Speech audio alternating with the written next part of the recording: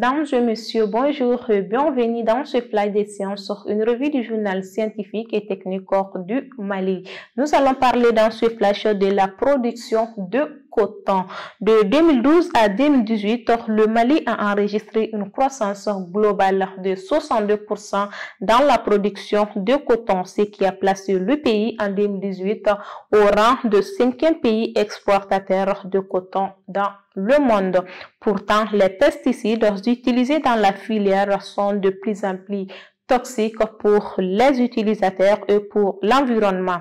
Une étude révèle que 20% des pesticides homologués par le Comité sahélien des pesticides destinés à la culture du coton contiennent des matières actives présentant un risque de toxicité aiguë pour la santé et aussi pour l'environnement. Intitulé Évaluation des risques liés à l'utilisation des pesticides en culture cotonnière au Mali, l'étude a été dirigée par l'Institut de recherche pour le développement en partenariat avec des chercheurs de l'Institut polytechnique rural de formation et de recherche appliquée et de l'Institut d'économie rurale. Dr Marjorie Lebars, chercheur à l'Institut de recherche pour le développement, indique qu'on retrouve des matières actives interdites dans 37 pesticides homologués par le Comité sahélien des pesticides. Parmi ces matières actives, l'atrazine et la bifentrine sont interdites par l'Union européenne. Les chercheurs appellent donc les décideurs maliens à agir urgemment pour contrôler l'utilisation des pesticides et herbicides contenant de l'atrazine, la bifentrine et 8 autres matières actives qui constituent un danger pour l'environnement et aussi pour la santé des populations.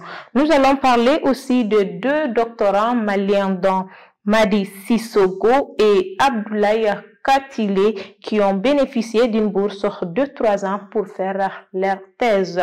Cette bourse a été octroyée par l'Institut de recherche pour le développement au Mali dans le cadre du programme Allocation des recherches pour une thèse au Sud.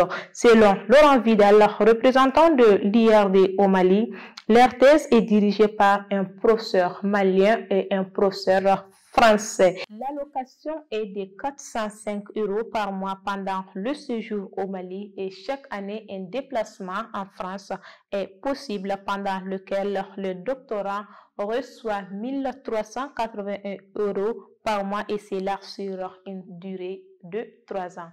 Et voilà, dames et messieurs, c'est tout pour ce flash d'informations. Merci de l'avoir suivi et à la prochaine.